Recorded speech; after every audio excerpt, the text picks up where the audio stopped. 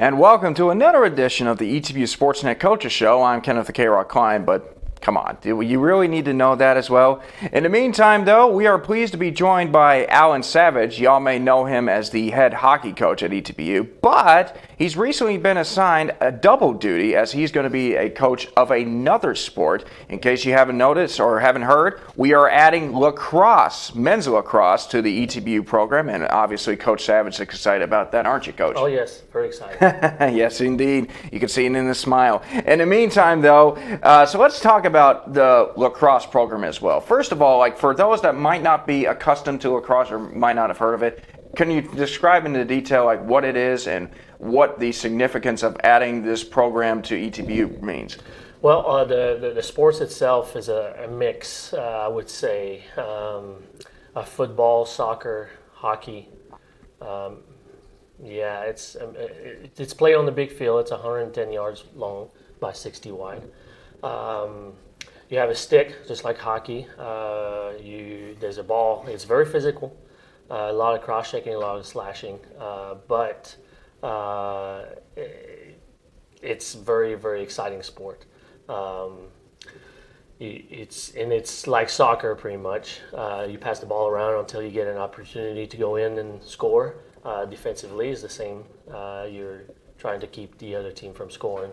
The nets are 6 foot by 6 foot. And the goalie doesn't wear any equipment. So that's the big difference. Oh, yeah, I figured that. But anyway, so obviously, like when it talks about the idea of bringing up lacrosse as well, how did all this come to be, if you don't mind? Well, we were talking about bringing in a sport to the school. Ryan and Dr. Blackburn and myself, and lacrosse came on the table, and I think it's a great sport to bring to ETBU.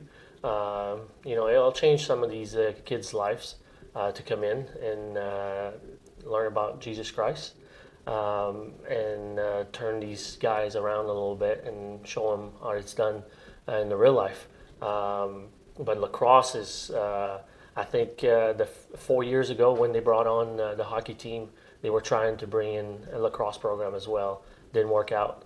And they asked me to take over and do like I did with the hockey program, which is I think is pretty successful so far. Yeah, lacrosse is great sport. People are gonna love it here. Yeah, I know, because they've already loved the hockey program. They've kind of loved all the new sports as well that Dr. Blackburn and Ryan Irwin do a great job of bringing in, and it's been pretty successful so far, catching on with people's interests. So with that in mind, obviously, there's going to be a lot of recruiting, but there's also going to be, you're trying to find the right kind of player to join your ETBU program. What exactly, when you're about to approach that, what exactly are you looking for from an ETBU player that might be interested in playing lacrosse for this program? Well, we're looking for well-rounded athletes. Right now, we recruited 2 players. I don't know if I can mention any names yet because it's not for sure yet. But there's a huge league of lacrosse league in Louisiana right now, high school lacrosse league. So I personally went over there and talked to a few other players. They came over and visited and pretty interested. We have one from Tyler as well. But the kids that are going to come in, they're going to have to be willing to sacrifice their body first.